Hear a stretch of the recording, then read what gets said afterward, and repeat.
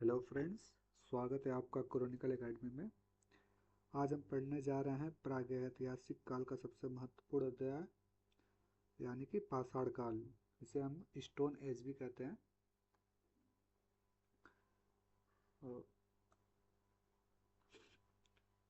इस अध्याय से अगर देखा जाए तो हर टीचिंग एग्जाम जैसे EMRS, DSSS, PGT, TGT, GIC, LT grade और अदर वनडे एग्जाम में भी अब प्रश्न पूछे जाते रहे हैं।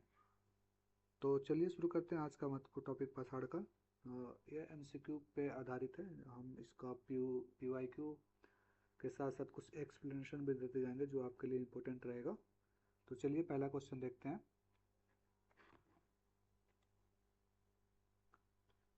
आज हम लगभग 50+ क्वेश्चन करने वाले हैं इस PPT से, जो जो कि आपको काफ़ी हेल्पफुल रहेगा एग्जाम के लिए। ठीक है, तो पहला क्वेश्चन है, हड्डी की मात्र देवी मूर्ति प्राप्त हुई है, कहाँ से प्राप्त हुई है? तो ऑप्शन है विंध्य घाटी के निम्न पूर्व पाषाण काल से।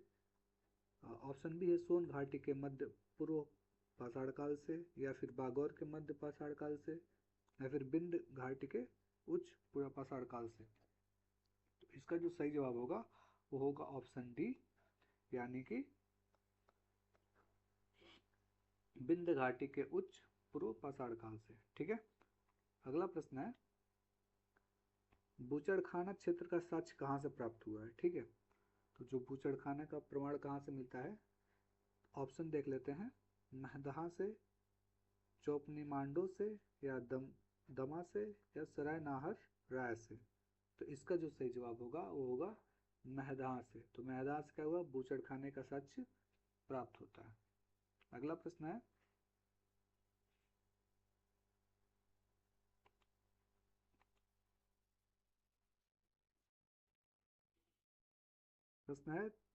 तोबा ज्वालामुखी राख पर्वत प्राप्त हुई है।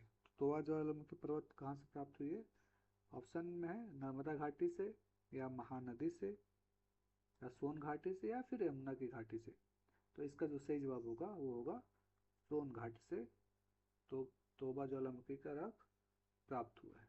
ठीक है, अगला प्रश्न है, गंगा घाटी की नरहन संस्कृति संबंधित है। तो जो नरहन संस्कृति है वो किससे संबंधित है? ऑप्शन है मध्य पौराणिक काल से, या नवपौराणिक काल से, या ताम्र पौराणिक काल से, या फिर प्रारंभिक ऐतिहासिक काल से।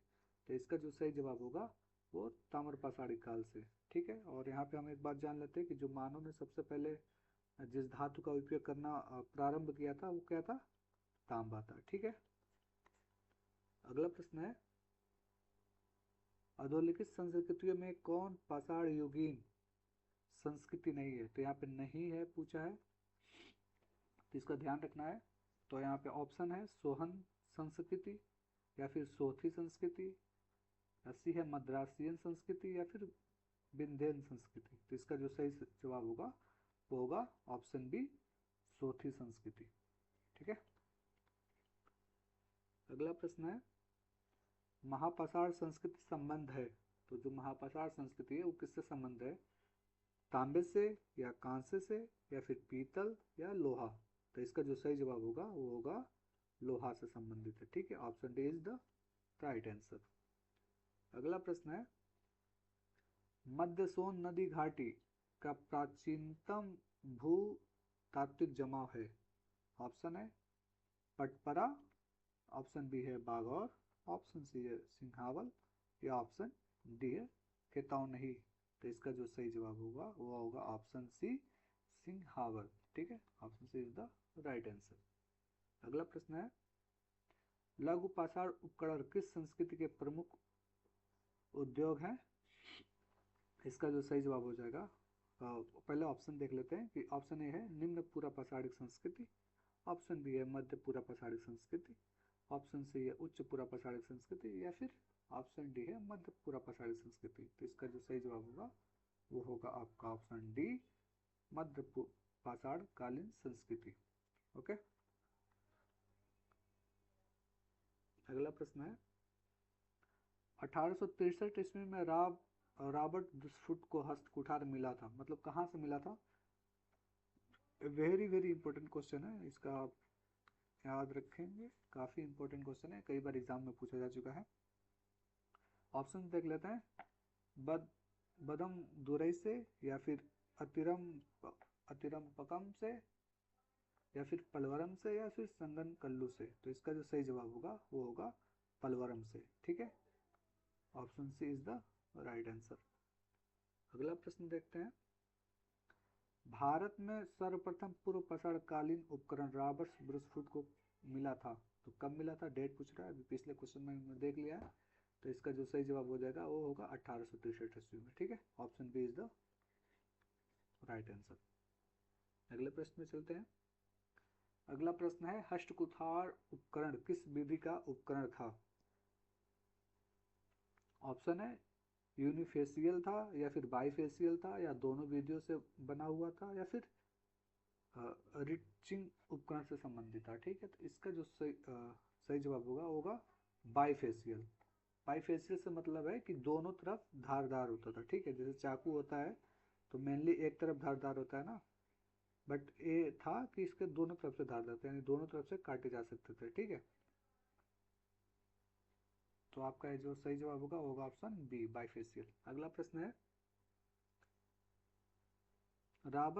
रॉबर्ट ब्रुसफुट ने भारत में प्रथम पूरा पाषाणिक उपकरण किस स्थान से प्राप्त किया। तो अभी पिछले हमने क्वेश्चन में देख रखा है, क्वेश्चन लग रहा है रिपीट है, रिपीट नहीं है मतलब अलग तरीके से पूछा गया है।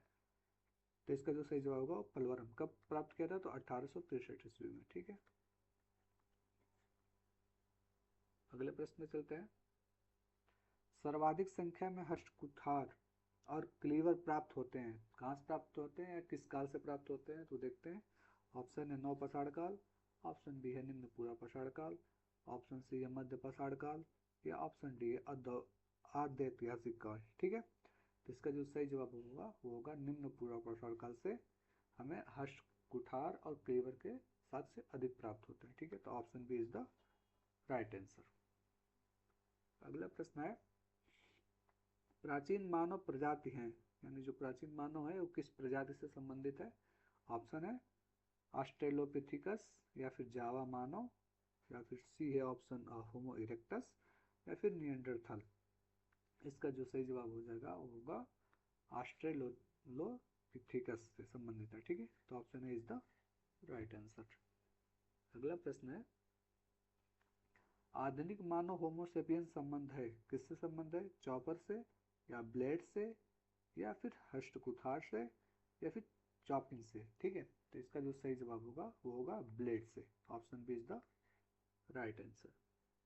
अगला प्रश्न है, भारत में नवपाषाण काल का वह स्थान जहां हड्डी से बने औजार मिले हैं, तो हड्डी से बने औजार कहाँ से मिले हैं।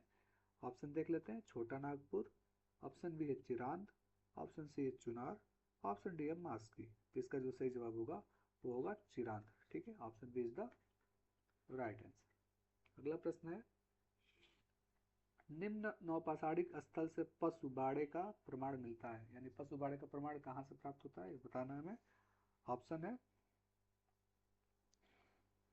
और पहला ऑप्शन है तोरवा, ऑप्शन बी है कोल्डियावा, ऑप्शन डी है महगड़ा, और उपरोक्त में से कहीं से भी नहीं। तो ठीक है, इसका जो सही जवाब होगा वो होगा महगड़ा से पशु बाड़े का साक्ष्य प्राप्त होता है। ठीक है, अगला प्रश्न है, ब्लेड ब्यूरिंग प्रकार के उपकरण किस परंपरा के परिचायक हैं। ऑप्शन है उच्च पूर्व पाषाण काल, ऑप्शन बी है मध्य पूर्व पाषाण काल, ऑप्शन सी है मध्य पाषाण काल, या फिर ऑप्शन डी है नव पाषाण काल।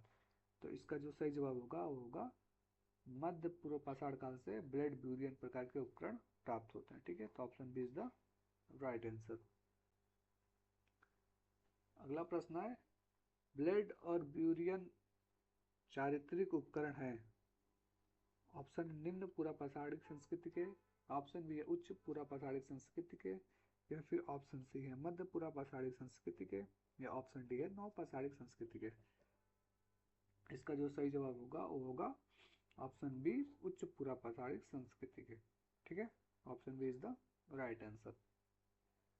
अगला प्रश्न है, खाद्य उत्पादन परक अर्थव्यवस्था संबंधित है, तो किससे संबंधित है। ऑप्शन है मध्य पूरा पाषाण काल से, पूर्व पाषाण काल से, या फिर उच्च पूर्व पाषाण काल से, या फिर मध्य पाषाण काल से, या फिर है नौ पाषाण काल से। तो इसका जो सही जवाब होगा वो होगा नौ पाषाण काल से। ठीक है, अगला प्रश्न देखते हैं।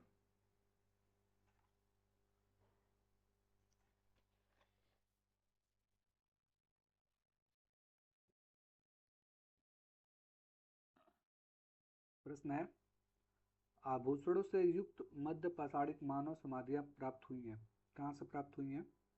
ऑप्शन है भीमबेटका से, या फिर बागौर से, महदहा से, या सरायनाहर से। तो इसका जो सही जवाब होगा वो होगा महदहा से आभूषण से युक्त मध्य पाषाणिक मानव समाधियां प्राप्त हुई हैं। अगला प्रश्न है, उत्खनित प्रमाणों के अनुसार पशुपालन का प्रारंभ हुआ था। पशुपालन का प्रारंभ कब से हुआ था वो हमें बताना है। ऑप्शन दिया गया है निम्न पूर्व पाषाण काल में, ऑप्शन बी है मध्य पूर्व पाषाण काल में, ऑप्शन सी ऊपरी पूर्व पाषाण काल में, या ऑप्शन डी है मध्य पाषाण काल एवं नव पाषाण काल में। तो ठीक है, तो इसका जो सही जवाब हो जाएगा वो मध्य पाषाण काल एवं नव पाषाण काल में हो जाएगा। ठीक है, तो option D is the right answer. अगला प्रश्न है, इनमें से प्राक संस्कृति हड़प्पा संस्कृति कौन सी है? तो ऑप्शन है कुल्लू संस्कृति, वैदिक संस्कृति, ईरानी संस्कृति, या फिर सुमेरियन संस्कृति। तो जिसमें जो कुल्ली संस्कृति है वो प्राक हड़प्पा संस्कृति से संबंधित है। तो इसका जो ऑप्शन सही हो जाएगा option A is the right answer. अगला प्रश्न है, भारत के प्राक ऐतिहासिक के अध्ययन को प्रारंभ करने का श्रेय जाता है। तो किन्हें जाता है? ऑप्शन है कॉमियाडे को, या फिर रॉबर्ट ब्रूसफुट को, या फिर एच डी संकालिया को, या फिर ऑप्शन डी है डी टेरा को। ठीक है, तो इसका जो सही जवाब हो जाएगा वो हो जाएगा रॉबर्ट ब्रूसफुट को। ठीक है, इन्होंने कहाँ से प्राप्त किया था एक उपकरण? तो पलवरम से प्राप्त किया था। और कब प्राप्त किया था? तो 1863 ईस्वी में प्राप्त किया था। ये प्रश्न हमने पीछे देख कर चुके हैं और ये काफी इंपॉर्टेंट प्रश्न भी है। ठीक है, अगला प्रश्न है, किसे भारतीय प्राग ऐतिहासिक का जनक कहा जाता है? ठीक है, ऑप्शन है R B Foote, option B है Alexander Cunningham, option C H D Sankalia, option D है बी सुब्बाराव। तो इसका जो सही जवाब होगा आर बी फुट में रॉबर्ट ब्रूस फुट। ठीक है, तो option A is the right answer. अगला प्रश्न है, उत्खनित प्रमाणों के अनुसार पशुपालन का प्रारंभ हुआ था। कब हुआ था?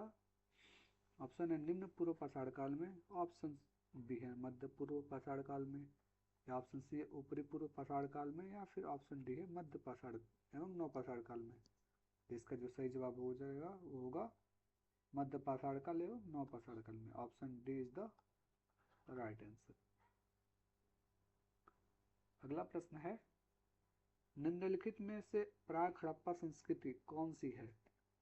पहला है कुल्ली संस्कृति, ऑप्शन बी है वैदिक संस्कृति, ऑप्शन सी है ईरानी संस्कृति, या ऑप्शन डी है सुमेरियन संस्कृति। तो इसका जो सही जवाब होगा होगा कुल्ली संस्कृति। ठीक है, अगला प्रश्न है, भारत में नव पाषाण काल का वह स्थान जहाँ से बड़ी संख्या में हड्डी से बने औजार प्राप्त हुए हैं। तो कहाँ से प्राप्त हुए? ऑप्शन है छोटा नागपुर, ऑप्शन बी है चिरांद, ऑप्शन सी है चुनार, या फिर ऑप्शन डी है मास्की। तो इसका जो सही जवाब हो जाएगा वो होगा चिरांद। चिरांद से क्या प्राप्त हुए हैं? तो हड्डी के बहुत सारे औजार प्राप्त हुए हैं। अगला प्रश्न है, वैदिक कालीन देवताओं की संख्या कितनी थी? तो ऑप्शन ए है 13, या फिर 23, या 33, या फिर 53। तो इसका जो सही जवाब होगा वो होगा 33। Option C is the right answer. ठीक है, अगला प्रश्न है, इनमें से कौन वैदिक सूर्य देवता नहीं थे? ठीक है, ऑप्शन है सावित्री, ऑप्शन बी है विष्णु, ऑप्शन सी है विश्वकर्मा, और ऑप्शन सी है सविता। तो इसका जो सही जवाब होगा होगा विश्वकर्मा जो थे वैदिक सूर्य देवता नहीं थे। ठीक है, अगला प्रश्न है, युद्ध का प्रारंभ मनुष्य के मस्तिष्क में होता है, इस किस ग्रंथ में लिखित है? यानी किस ग्रंथ में बताया गया है कि युद्ध का प्रारंभ सबसे पहले मनुष्य के मस्तिष्क में होता है। तो ऑप्शन में है ऋग्वेद या फिर सामवेद या अथर्ववेद या फिर मुंडकोपनिषद। तो इसका जो सही जवाब होगा वो होगा अथर्ववेद। अथर्ववेद में ही सबसे पहले बताया गया है कि युद्ध का प्रारंभ जो होता है वो सबसे पहले मनुष्य के मस्तिष्क में होता है, ठीक है, फिर युद्ध के मैदान में। तो अगला प्रश्न है, वेदों के काव्यात्मक हिस्से को कहा जाता है। तो वेदों के जो काव्यात्मक हिस्सा होता है उसे क्या कहा जाता है? ऑप्शन है ब्राह्मण या फिर आरण्यक या संहिता या उपनिषद। किस नाम से जानते हैं? तो संहिता के नाम से जानते हैं। जो वेदों का काव्यात्मक हिस्सा होता है उसे संहिता कहा जाता है, ठीक है। तो option C is the right answer. अगला प्रश्न है, वेदों को कहा जाता है, वेदों को क्या कहा जाता है? वेदांत कहते हैं या फिर दर्शन कहा जाता है या ध्वनि उच्चारण कहा जाता है या फिर व्याकरण कहा जाता है? तो वेदों को क्या कहा जाता है? क्योंकि वेदों को पढ़ के दूसरे को सुनाया जाता है या फिर खुद उच्चारण किया जाता है, इसलिए इसे ध्वनि उच्चारण कहा जाता है, ठीक है। तो option C is the right answer. अगला प्रश्न है, निम्नलिखित में से कौन वेदांत का हिस्सा नहीं है? ऑप्शन है ज्योतिष, कल्प, निरुक्त और आगम। तो वेदांत का हिस्सा नहीं है तो इसका सही जवाब क्या हो जाएगा? Option D is the right answer. अब वेदांत में कितने हिस्से हैं? तो 6, ठीक है। शिक्षा, कल्प, व्याकरण, निरुक्त, छंद, ज्योतिष, ठीक है, ये 6 हैं। तो आई होप आपको पता होगा। ये सिर्फ प्रैक्टिस के लिए आपको कराया जा रहा है, रैपिड रिवीजन। और थ्योरी के लिए जल्दी क्लासेस स्टार्ट की जाएंगी, जिसमें आप अच्छे से थ्योरी भी पढ़ सकते हैं, साथ साथ आप एमसीक्यू से अपना प्रैक्टिस करके अपनी तैयारी को और मजबूत कर सकते हैं। तो अगला प्रश्न है, ऋग्वैदिक काल में कोई नियमित भूमि कर नहीं था क्योंकि? ऑप्शन है लोग एक स्थान से पर अस्थायी रूप से नहीं बसते थे, या ऑप्शन बी है सरकार इस संबंध में अनभिज्ञ थी, ऑप्शन सी है राजा को भूमि का मालिक नहीं समझा जाता था, या फिर ऑप्शन डी है लोग भूमि पर कर देने के आदी नहीं थे। इसका जो सही जवाब होगा वो होगा ऑप्शन सी, राजा को भूमि का मालिक नहीं समझा जाता था, ठीक है। तो वैदिक काल या फिर ऋग्वैदिक काल में अगर बात की जाए तो जो राजा होता था उसे भूमि का मालिक नहीं समझा जाता था, ठीक है। अगला प्रश्न है, निम्नलिखित में कौन सा ग्रंथ पुरुषमेध यज्ञ के समय बलि पीड़ितों की सूची में शिल्प और व्यवसायों की एक लंबी तालिका प्रस्तुत करता है? ऑप्शन है वाजसेनेयी संहिता, ऑप्शन बी है अथर्ववेद, ऑप्शन सी है शतपथ ब्राह्मण, या फिर ऑप्शन डी है तैत्तिरीय आरण्यक। तो इसका जो सही जवाब होगा वो होगा वाजसेनेयी संहिता, ठीक है। अगला प्रश्न है, किस सम्मेलन को नरिस्ता कहा जाता था जिसका अर्थ एक ऐसा संकल्प है जिसे तोड़ा नहीं जा सकता था? ऑप्शन है विधाता, ऑप्शन बी है गण, ऑप्शन सी है समिति, या फिर ऑप्शन डी है सभा। तो इसका जो सही जवाब हो जाएगा वो होगा समिति, ठीक है। अगला प्रश्न है, निम्नलिखित में से वैदिक संहिता में कौन सम्मिलित नहीं है? ऑप्शन है संहिताएं, ऑप्शन बी है स्मृतियां, ऑप्शन सी है आरण्यक, या ऑप्शन डी है उपनिषद। तो इसका जो सही जवाब होगा वो होगा स्मृतियां। तो स्मृतियां है वैदिक संहिता में सम्मिलित नहीं की जाती हैं, ठीक है। अगला प्रश्न है, निम्नलिखित में से किस ग्रंथ में जल प्लावन की कथा का वर्णन है? तो जो जल प्लावन की कथा का वर्णन किस ग्रंथ में किया गया है? ऑप्शन है कौशिकी की ब्राह्मण, या फिर शतपथ ब्राह्मण, या गोपद ब्राह्मण, या फिर ऐतरेय ब्राह्मण। तो इसका जो सही जवाब होगा वो होगा शतपथ ब्राह्मण में जल प्लावन की घटना का वर्णन किया गया है, ठीक है। अगला प्रश्न है, किसे निरुक्त का प्रणेता कहा गया है? तो ऑप्शन है बादरायण को, या फिर यास्क, पतंजलि, या फिर पाणिनि। किसको कहा जाता है निरुक्त का प्रणेता? तो कहा जाता है यास्क को, ठीक है। तो option B is the right answer. अगला प्रश्न है, सर्वप्रथम किसने सुझाव दिया कि संस्कृति लैटिन तथा ग्रीक एक ही भाषा परिवार से संबंधित है? तो किसने कहा था? ऑप्शन है चार्ल्स विल्किंस, ऑप्शन बी है B A Smith, option C है एफ मैक्स मूलर, या फिर ऑप्शन डी है सर विलियम जोन्स। तो इसका जो सही जवाब होगा वो होगा option D is the right answer. Sir William Jones ने कहा था कि संस्कृत लैटिन तथा ग्रीक एक ही परिवार से संबंधित है। ठीक है, अगला प्रश्न है,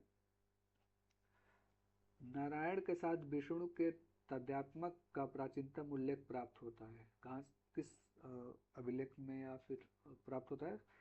तो ऑप्शन है तैत्तिरीय आरण्यक से, या फिर महाभारत से, या पतंजलि के महाभाष्य से, या बौधायन धर्म सूत्र से। ठीक है, तो इसका जो सही जवाब होगा होगा तैत्तिरीय आरण्यक से प्राप्त होता है।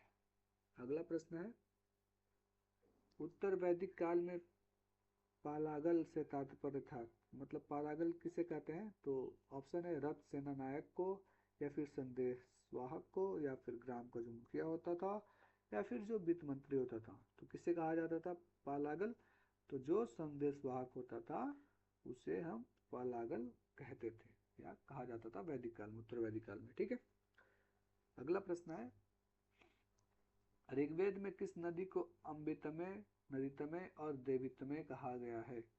ऑप्शन है सिंधु को, या वितस्ता नदी को, या परशुनी नदी को, या सरस्वती नदी को। तो इसका जो सही जवाब होगा वो होगा सरस्वती नदी। ये भी वेरी इंपॉर्टेंट क्वेश्चन है, ये भी कई बार एग्जाम में पूछा जा चुका है। ठीक है, अगला प्रश्न है, किसे निरुक्त का प्रणेता कहा गया है? तो ये हमने पीछे क्वेश्चन देख चुके हैं, एक रिपीटेड क्वेश्चन है, यास को कहा जाता है। अगला प्रश्न है, सर्वप्रथम किसने सुझाव दिया था कि संस्कृति लैटिन तथा ग्रीक एक ही भाषा परिवार से संबंधित है? तो सर विलियम जोन्स ने कहा था, यह भी एक रिपीटेड क्वेश्चन है। अगला प्रश्न है, नारायण के साथ विष्णु के तादात्म्य का प्राचीनतम उल्लेख प्राप्त होता है, कहाँ प्राप्त होता है? तो तैत्तिरीय आरण्यक में प्राप्त होता है, ये भी रिपीटेड क्वेश्चन है, ये भी रिपीटेड क्वेश्चन ही आ गया। उत्तर वैदिक काल में पलागल से क्या तात्पर्य था? तो संदेशवाहक को पलागल कहा जाता था। ठीक है, अगला प्रश्न है, सप्तपदी का सही अर्थ क्या है? ऑप्शन है सात पग चलना, या ऑप्शन बी है सात प्रतिज्ञा या वचन निभाना, ऑप्शन सी है किसी भी व्यक्ति के साथ सात पग चलना, या फिर ऑप्शन डी है उपयुक्त में से कोई नहीं। तो इसका जो सही जवाब होगा सप्तपदी का सात प्रतिज्ञा या वचन को निभाना। ठीक है, तो option B is the right answer. अगला प्रश्न है, निम्नलिखित में से किसे भारत के प्राग ऐतिहासिक का जनक कहा जाता है? तो ऑप्शन ए है रॉबर्ट ब्रूस फुट, यानी आर बी फुट। ठीक है, ये भी एक रिपीटेड क्वेश्चन आ गया है। ऑप्शन है, प्रश्न है, निम्नलिखित में से किस स्थल से मध्य पाषाण कालीन समाधियां प्राप्त हुई हैं? ऑप्शन है महदहा, ऑप्शन बी है सरायनाहर राय, ऑप्शन सी है बागौर, या ऑप्शन डी है भीमबेटका। तो इसका जो सही जवाब होगा वो होगा ऑप्शन ए महदहा। ठीक है, अगला प्रश्न है,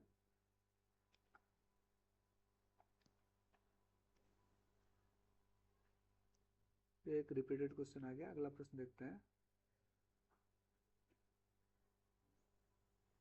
निम्नलिखित में से किस स्थल से धान उत्पादन का प्राचीनतम साक्ष्य प्राप्त हुआ है? तो धान उत्पादन का सबसे प्राचीनतम साक्ष्य कहाँ से प्राप्त हुआ है, उसका जवाब देना है। तो ऑप्शन देख लेते हैं, कोल्डियावा, ऑप्शन बी है महगड़ा, ऑप्शन सी है लौरा देव, या फिर चिरांद।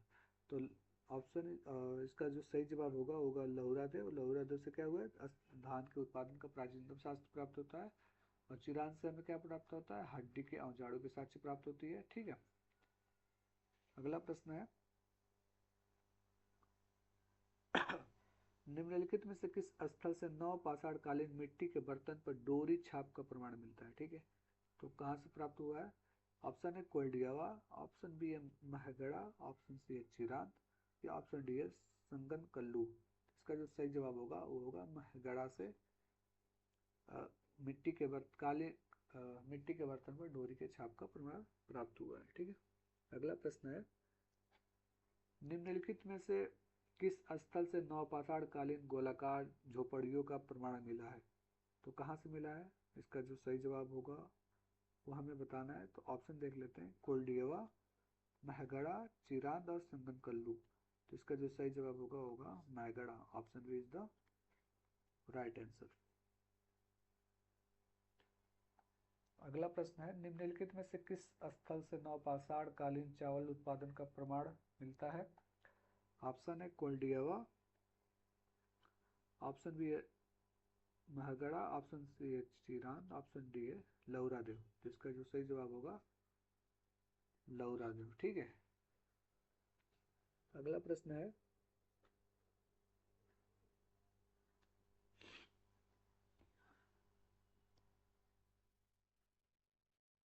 निम्नलिखित में से किस स्थल से नौपाषाण कालीन जौ का उत्पादन का प्रमाण मिलता है? ऑप्शन है कोल्डियावा, महगड़ा, चिरांद या फिर लौरादेव। तो इसका जो सही जवाब होगा वो होगा कोल्डियावा से जौ, नौपाषाण कालीन जौ के उत्पादन का प्रमाण प्राप्त होता है।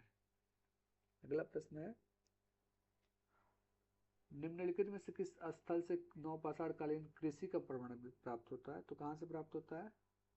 कोल्डियावा, महगड़ा, चिरांद और लौरादेव। तो इसका जो सही जवाब होगा होगा कोल्डियावा। कोल्डियावा से ही कृषि के प्राचीनतम नवपाषाण कालीन प्राचीनतम साक्ष्य प्राप्त होते हैं। ठीक है, यहाँ से जौ के भी प्रमाण प्राप्त होते हैं उत्पादन के। अगला प्रश्न है, निम्नलिखित में से किस स्थल से नवपाषाण कालीन पशुपालन का साक्ष्य मिलता है? तो एक रिपीटेड क्वेश्चन है, महगड़ा से। ठीक है, अगला प्रश्न है,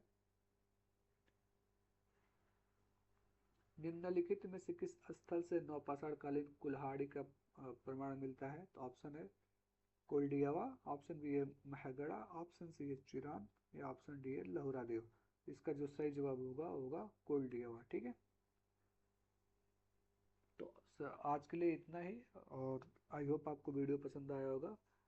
और साथ ही साथ एक पूरा सीरीज चलेगा जिसमें आपको कंप्लीट हिस्ट्री कराई जाएगी, जिसमें आपको अलग अलग टीचिंग एग्जाम, जैसे अगर आप जीआईसी की प्रिपरेशन कर रहे हैं या फिर एलटी ग्रेड की प्रिपरेशन कर रहे हैं, ठीक है, साथ ही साथ अगर D triple S B, TGT, PGT की भी आप अगर तैयारी कर रहे हैं, अगर आप सीटेट की तैयारी कर रहे हैं या फिर किसी भी स्टेट टेट की एग्ज़ाम की तैयारी कर रहे हैं, तो आप मेरे चैनल से जुड़ सकते हैं। इसमें आपको अच्छे से अच्छे कंटेंट प्रोवाइड कराए जाएंगे, जिसमें आपको theory plus MCQ, theory plus MCQ जिसमें कंप्लीट कराया जाएगा चैप्टर वाइज। तो अगर आप इससे आपका प्रिपरेशन होगा काफ़ी स्ट्रांग होगा। तो आई होप आपको वीडियो पसंद आया होगा। अगर आप पसंद आया तो अपने दोस्तों के साथ शेयर करें और कमेंट करके बताएं आपको कैसा लगा, और अपना सुझाव भी दे सकते हैं। Okay, thank you.